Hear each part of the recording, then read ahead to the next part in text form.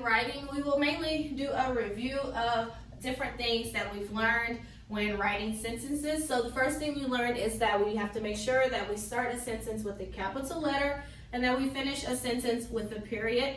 We learned that anytime we have a proper noun in a sentence, we capitalize it. So if someone's name, their first name or last name, is in a sentence, we capitalize it. If it's a proper name of a place, like if I would say Walmart, that would have to be capitalized. We learn titles of respect like Mr., Mrs., Doctor. We have to capitalize that inside of a sentence. We learn days of the week. We capitalize days of the week. Months of the year, we capitalize a month anytime it's in a sentence.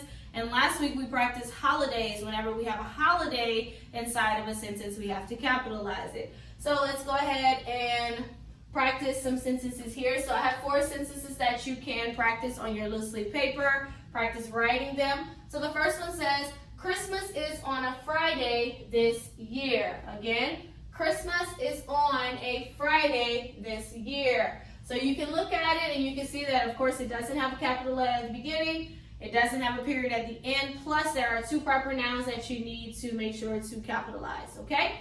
Number 2 says, we are going to Target with Grandma. Again, we are going to Target with Grandma. So whenever you do this sentence, you have to make sure that you capitalize it as well. And also, there's a proper noun in there, so make sure that you capitalize that proper noun.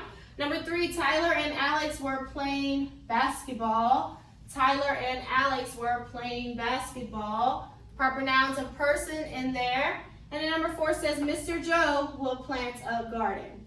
Mr. Joe will plant a garden. So you have to make sure you know how to write this sentence correctly. So that's all you have to do on today is rewrite the sentences the correct way. Make sure that you read it to yourself again, and you also identify what needs to be capitalized before you begin writing. So that's your writing lesson for